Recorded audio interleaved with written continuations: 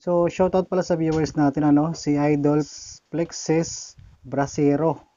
So, sir, kapag naka 3-way po tayo, tapos may dividing network at gusto natin magdagdag ng isa pang amplifier para ihiwalay ang mid-high, ano po ba ang gagawin sa dividing network o i-disconnect ba, So, dito, Idol, pag gumagamit tayo ng dalawang amplifier, mas okay na gagamitin natin dito ay crossover. So, gumagamit tayo dito ng dividing network, mga idol, dahil isang amplifier ang ginagamit natin.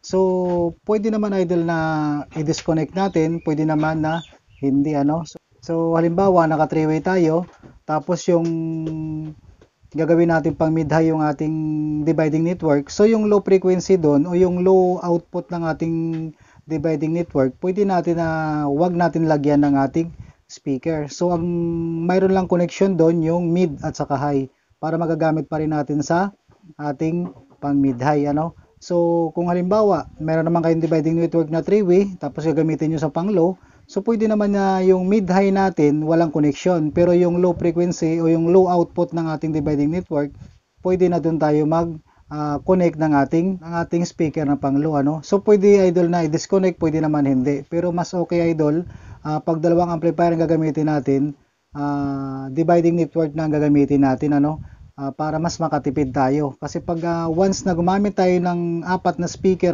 dalawa sa isa nating amplifier, dalawa din sa isa, so magiging apat. So pag dividing network ang gagamitin natin, so kailangan apat na dividing network. Samantala dito, sa ating crossover ay isang crossover lang, so mapaghiwalay na natin yung ating mid-high at saka low frequency dito. So kung may dalawa tayong amplifier, mga idol, kahit sa mixer, idol, mahihiwalay natin yung o mabubukod natin yung ating low at saka mid-high.